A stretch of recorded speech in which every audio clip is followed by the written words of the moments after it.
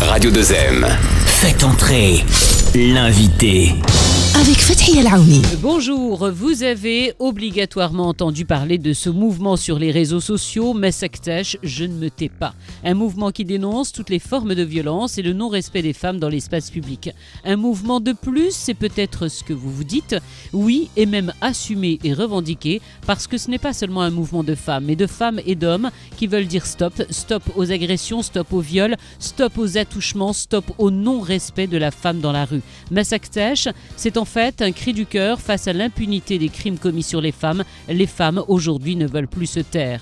Nous nous souvenons tous de l'affaire de la jeune Khadija l'été dernier, une jeune fille kidnappée, violée et torturée. C'est à ce moment-là que s'est fait connaître ce mouvement et les opérations se sont multipliées par la suite. Un mouvement qui a permis d'ouvrir la parole aux Marocaines. Une nouvelle opération très particulière est prévue le week-end prochain. Nous allons en parler dans un instant. Avec moi aujourd'hui, les deux cofondatrices, Leila Slassi et Maria Karim. Bonjour. Bonjour. Bonjour Fatiha. Comment ça va? Très bien, très bien. Alors, j'aimerais que l'on revienne pour nos auditeurs, pour ceux qui ne connaissent pas le mouvement Massaktash, parce qu'il y a eu... certaines personnes ont un petit peu confondu. C'est arrivé aussi avec l'affaire Saad Mjarred. Alors certains se sont dit Massaktash a été créé à ce moment-là. Est-ce que vous pouvez nous rappeler la naissance de ce mouvement Massaktash? Massaktash est né à la suite de l'affaire Khadija, où avec Maria, nous sommes rendus aux côtés de Khadija à la suite de l'annonce de la médiatisation, au tout début de la médiatisation de l'affaire, pour essayer de comprendre ce qui avait pu se passer et surtout pour apporter notre soutien à Khadija et pour lui dire qu'elle n'était pas seule et que nous étions derrière elle. Et en suivant cette affaire, notamment le traitement médiatique a été accordé et la manière dont les gens réagissaient sur les réseaux sociaux, dans la société, face à cette affaire, et notamment le malaise créé à la suite des nombreuses fake news qui ont été diffusées et propagées, on s'est rendu compte de la nécessité de prendre la parole et de simplement parler de cette problématique qui n'est pas une problématique marocaine. Le problème des violences faites aux femmes, c'est un problème universel. Nous avons notre version marocaine et donc nous souhaitons, à travers le mouvement Massaktash, simplement dénoncer, sensibiliser notre entourage, sensibiliser les réseaux, sensibiliser les médias au traitement de ces questions-là et à la nécessité de faire quelque chose. Alors nous avons effectivement mené une action. Alors ce qui était fou, juste je reviens sur cette affaire de Khadija, on a tout suivi, tous les médias ont suivi cette affaire et ce qui a beaucoup choqué, c'est en fait la réaction de certaines personnes, non seulement qui ne la croyaient pas, ensuite elle-même était attaquée. Bien sûr, elle a fait l'objet, et là encore c'est quelque chose qui est universel, et elle a fait l'objet d'une décrédibilisation totale. Elle a été insultée, on l'a traitée de menteuse, on l'a traitée de tous les noms. On a même sous-entendu dans certains témoignages absolument abjects qu'elle l'avait recherchée, qu'elle était consentante. Tout a été dit sur cette affaire. Finalement, peu de personnes sont véritablement allées chercher la vérité et sont allées essayer de comprendre ce qui s'est passé. Ce qu'il faut savoir, c'est que dans cette affaire, les 12 premières personnes qui ont été arrêtées ont reconnu les faits, donc sa parole n'a même pas à être remise en question. Ce qui a aussi extrêmement choqué, c'est que tout le monde s'est emparé de cette affaire, tout le monde avait son petit mot à dire sur ses tatouages, sur son sourire, sur la manière dont elle se tenait, se comportait, parlait, pour essayer d'aller derrière justifier l'injustifiable.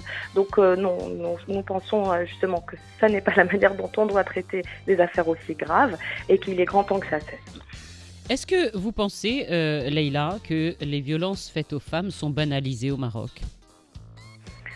Elles sont banalisées partout dans le monde, malheureusement. Elles sont banalisées partout dans le monde et bien évidemment, oui, elles sont banalisées au Maroc. Lorsqu'on constate que nous avons mis plus d'une décennie pour sortir une loi avec de très faibles avancées pour protéger la moitié de la population de ce pays, sachant que les chiffres sont accablants et témoignent d'une très grande précarité de la situation de la femme dans notre pays, effectivement, oui, je pense qu'on peut tous le dire sans hésiter, nous avons effectivement un problème de violence faite aux femmes, et les violences prennent diverses formes. C'est des violences physiques, c'est également des violences morales à travers le harcèlement, et c'est justement, ce sera l'objet de notre campagne de la semaine prochaine, de samedi prochain. Alors, est-ce qu'on peut parler justement des campagnes? Donc, il y a eu la campagne durant l'affaire Khadija, mais il y en a eu d'autres. Alors, par rapport aux actions que Massaktech a menées, c'est vrai que le lancement a coïncidé avec le passage de Saad El-Mjarrad devant le procureur. Oui. Pour sa dernière arrestation, pour un énième viol. Et donc, à côté de Massaktech, notre hashtag caractéristique, on a opté pour le hashtag Saad El-Mjarrad pour appeler les radios à un rôle citoyen et à assumer leurs responsabilités par rapport à ce qu'ils transmettent aux jeunes de ce pays. L'action, nous estimons qu'elle a été réussie parce que la majorité des radios ont déclaré qu'ils arrêtaient de diffuser les chansons de Saad El-Mjarrad. Ensuite, il y a eu l'action Machi Bsif par rapport à la jeune Oumaima qui a été assassinée parce qu'elle a dit non à un monsieur qui voulait l'épouser. Elle a dit non à plusieurs reprises et son nom n'a pas été entendu. Elle l'a payé de sa vie.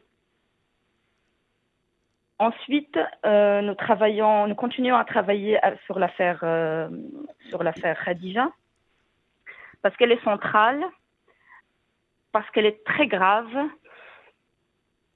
et que au fait, c'est un peu la limite extrême que peuvent atteindre les violences faites aux femmes. Elles ont toutes un point commun. C'est la question du consentement. C'est le nom. C'est le refus d'entendre le nom de la femme qui mène à toutes les violences qui sont souvent exercées sur elle et le non-respect de l'intégrité physique des femmes. Elles sont au centre et malheureusement, on en est encore à rappeler les évidences. Là, quand on parle du consentement, c'est presque une évidence pour les gens que sans consentement, il peut pas y avoir relation. Le viol conjugal, par exemple, n'est pas reconnu par la loi. Non, la souffrance est la même. Et les réponses au niveau de la législation et au niveau de l'application de la loi doivent être la même. Après, il y a tout ce qui est moral, il y a tout ce qui est symbolique, qui est aussi grave. C'est ce qui favorise ce terreau où cette culture, elle est propagée de cette manière complètement libre dans la nature, quoi. Et donc, là, c'est la relation presque horizontale dans la société, de citoyen à citoyen. On a besoin de travailler ensemble pour répondre à ces questions-là, pour expliquer, pour dire les choses. Est-ce que vous avez l'impression, toutes les deux, que via ce mouvement, les langues se délient un petit peu? Est-ce que les Marocaines prennent de plus en plus la parole? Je sais que vous avez fait de nombreuses vidéos également. Est-ce que vous avez l'impression qu'à travers ce mouvement, Massaktech, que la femme parle plus facilement? Est-ce que ça a ouvert la parole? Déjà, nous nous plaçons dans un contexte de libéralisation de la parole des femmes qui a été amorcé depuis bien avant nous, depuis la génération de féministes qui nous a précédés, qui, elles, sont intervenues à un moment où les femmes ne parlaient absolument pas. Depuis, et grâce à leur travail, les langues ont commencé à se délier, les femmes ont commencé à parler, mais encore, il y en a énormément qui taisent ce qui leur arrive, tout simplement parce qu'elles ont peur des représailles, parce qu'elles ont peur d'être ridiculisées, parce qu'elles ont peur d'être crédibilisée. Et quand on voit ce qui a pu se passer à Khadija, on comprend parfaitement pourquoi les femmes se taisent. Donc il faut continuer ce processus, il faut continuer à encourager les femmes et il faut simplement rappeler, comme le disait Maria, des évidences qui sont qu'elles sont victimes, elles ne sont pas responsables. Et il y a aussi cette confusion dans la société, dans nos esprits, entre à qui incombe la responsabilité des violences faites aux femmes, qui fait que les femmes n'osent pas prendre la parole. Donc, effectivement, elle parle un peu plus qu'avant, mais elle parle encore trop peu souvent. Et donc, ce que nous souhaitons faire, c'est encourager, créer un espace, créer des hashtags, lancer des actions sur les réseaux sociaux pour que cette parole se libère de plus en plus et pour qu'elle soit reconnue dans leur position de victime et non pas qu'elle soit décrédibilisée et blâmée pour ce qui leur arrive. Alors Maria, vous parliez tout à l'heure de cette fameuse loi, je rappelle que c'était le 13 septembre dernier, cette fameuse loi qui est entrée en vigueur pour la lutte contre les violences faites aux femmes. Pour la première fois, elle incrimine certains actes considérés comme des formes de harcèlement, mais d'agression, d'exploitation sexuelle ou de mauvais traitement. Est-ce que vous pensez que depuis l'entrée en vigueur de cette loi, est-ce qu'il y a de nombreuses plaintes qui ont été déposées? Est-ce que les femmes se sont appropriées ce nouveau texte de loi ou est-ce que vous pensez qu'aujourd'hui on n'est pas encore suffisamment informé? Est-ce que la sensibilisation a été suffisamment faite? Alors, par rapport à cette loi, il y a des gens qui se sont battus pour cette loi. Ça fait 10 ans que des gens travaillent dessus. Ce qui est un peu regrettable, c'est que ce qui est un peu regrettable, au fait, c'est, comme vous avez dit, par exemple, par rapport à la sensibilisation, par rapport à la communication autour de cette loi. Personnellement, je trouve que le travail n'a pas été fait. Le travail de vulgarisation, le rendre accessible et dire aux femmes qu'elles peuvent s'en saisir et de quelle manière. Je pense que le travail à ce niveau-là n'a pas été fait. C'est très bien que cette loi existe, mais le challenge, ça sera qu'elle soit appliquée. Alors, vous vous préparez, parce que j'aimerais qu'on en parle quand même, vous vous préparez à une nouvelle action, ce sera le week-end prochain. Est-ce que vous pouvez nous en parler ? Hier, on a lancé sur Twitter un travail sur l'harcèlement dans l'espace public. Donc, où nous rappelons les lois, où nous rappelons un peu le quotidien des femmes par des vidéos, par des témoignages. Et surtout, on appelle les femmes à témoigner, à raconter leur expérience d'harcèlement dans l'espace public. En même temps, on lance pour le 10 novembre, ce sera un samedi, une opération de distribution de sifflets dans l'espace public, ça risque de faire beaucoup de bruit, ça. L'idée, c'est justement vraiment de faire du bruit. Que les femmes réagissent, que les femmes s'en saisissent et de répondre à chaque harcèlement dans la rue qu'elles subissent par un coup de sifflet. Un minimum, un coup de sifflet. Le harcèlement ne peut avoir lieu que parce qu'il y a un silence. Et nous voulons remplacer ce silence par du bruit. Mais Sektesh, c'est aussi ça. C'est aussi en parler. Et derrière le sifflet, il y a toute cette symbolique de faire du bruit autour de ce qui se fait de manière très discrète. Ce petit c'est l'un après l'autre et tout au long de la journée. Ces mecs qui viennent se frotter à vous dans les bus et voilà. Et tout ce harcèlement quotidien qui fait qu'aujourd'hui la femme est chassée de l'espace public. Ce qui fait qu'aujourd'hui la femme, lorsqu'elle sort dans la rue, c'est pour aller d'un point A à un point B très rapidement et en se faisant la plus discrète possible. C'est ce qui fait qu'aujourd'hui aussi la femme, lorsqu'elle doit sortir, elle doit réfléchir à 10 fois avant de savoir ce qu'elle va porter en fonction de l'endroit où elle va se rendre. Et donc ce que nous voulons faire, c'est lui redonner la parole. À travers ce sifflet, symboliser cette parole qu'elle a et cette possibilité qu'elle a de dénoncer une agression. Le harcèlement dans la rue est une agression, c'est une violence. Et donc ce que nous voulons faire, c'est sortir, nous à notre petit niveau de Sektesh, sortir et distribuer quelques centaines de sifflets dans la rue et nous invitons toutes les personnes qui trouvent l'idée pertinente et qui souhaiteraient se joindre à nous et qui souhaiteraient également agir à leur manière, à leur niveau, contre le harcèlement dans l'espace public, à faire la même chose, à se constituer en petits groupes, à distribuer ces sifflets en parlant aux femmes, dans les arrêts de bus, dans la rue, dans l'espace public de manière générale, en les invitant à se saisir de la question et d'accrocher ce sifflet autour de leur cou, peut-être même que ça aura un effet dissuasif, espérons-le. Oui, même avant de souffler dedans. Voilà, exactement. Donc, nous lançons cet appel. Nous le lançons depuis hier. Nous sommes extrêmement heureux et satisfaits des retours que nous avons jusqu'à présent. Et donc, Est-ce que vous avez beaucoup d'hommes dans les retours, justement ? Oui, nous avons énormément d'hommes dans les retours et nous avons même des hommes qui font partie du collectif et qui sont très très actifs. Pour ne rien vous cacher, l'idée même des sifflets a été soufflée par un homme qui fait partie du collectif. Donc oui, nous avons des hommes formidables avec nous. Et encore une fois, il ne s'agit pas d'une problématique où les hommes s'opposent aux femmes. Il se trouve qu'il y a une victime systématique, c'est la femme, qu'il y a une personne à l'origine de l'agression systématiquement, c'est l'homme, mais tous les hommes ne sont pas des agresseurs et beaucoup d'entre eux condamnent ces pratiques et souhaitent nous aider et le font très très bien. Donc nous invitons ces hommes aussi à se saisir de la question et à sortir avec nous samedi.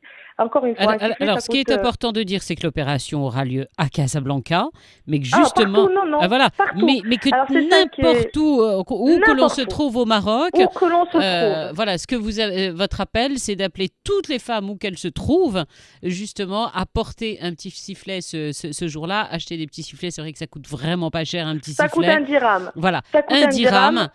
Et de se mobiliser absolument partout. Alors, il n'y a pas que les arrêts de bus, hein, c'est n'importe où, dans une terrasse de café, et dans n'importe quel espace public, un supermarché, pourquoi pas.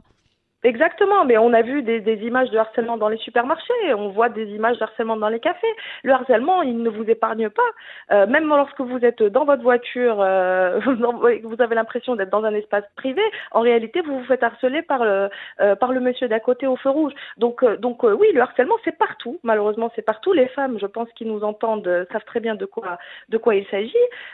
Donc l'idée, c'est de faire du bruit autour du harcèlement et de dire simplement, basta, on arrête ça et on a aujourd'hui un moyen pour exprimer cette violence ressentie. Voilà, j'espère que vous aurez entendu cet appel. Ce sera samedi prochain. Des opérations, il y en aura beaucoup, puisqu'effectivement, sur les réseaux sociaux, vous êtes extrêmement suivis. Bravo pour votre engagement. Et puis, on va vous suivre, nous aussi, à Radio 2M. On y sera samedi. Merci. On va se balader un petit peu. Merci beaucoup à Leïla Slassi et puis Maria Karim, les deux co-fondatrices de ce mouvement Massaktesh. Allez taguer sur Facebook, sur Twitter. Vous êtes partout, n'importe comment. Merci à vous. Merci beaucoup. Merci et à samedi. Oui, une petite précision ? Oui, juste parce qu'il y a beaucoup de gens qui s'inquiètent, qui disent « Ah, on ne peut plus draguer ». Il faut juste qu'ils sachent que il y a peut-être d'autres manières. À partir du moment où la personne dit non. Voilà. C'est tout. C'est important ce que vous dites. Important. Oui, on peut draguer, mais quand on répond oui. Mais face à un refus, tout ce qui vient après, c'est de l'harcèlement et c'est de la violence. Alors c'est vrai c'est important ce que vous dites parce qu'on a vu ça effectivement sur les réseaux sociaux avec quelques jeunes hommes qui disent oui, mais attendez, si on peut plus approcher une jeune femme pour la séduire ou pour la draguer un petit peu, qu'est-ce que ça veut dire ? Vous nous mettez un mur devant nous. J'ai même vu un petit jeune qui dit mais c'est grave, je vais aller draguer dans un autre pays. Non, en fait ça s'arrête. Ils ne se permettent pas de le faire. Ils se permettent pas. Non. Mais de dire vous avez raison. Ça s'arrête quand la jeune femme dit non, tout simplement. Et puis, ça se fait dans des endroits appropriés. Enfin, alpaguer une femme dans la rue, je ne pense pas qu'on puisse dire que c'est de la drague. En tout cas, si vous pensez qu'on drague comme ça, on vous prévient. Nous, tout de suite, conseil d'amis, ça ne marche pas. C'est franchement pas la bonne idée. Il faut changer de technique. Merci beaucoup, Leïla et Maria. On en reparlera, bien évidemment. À très bientôt. Merci à beaucoup. Très bientôt. Merci, au revoir. نعيش معكم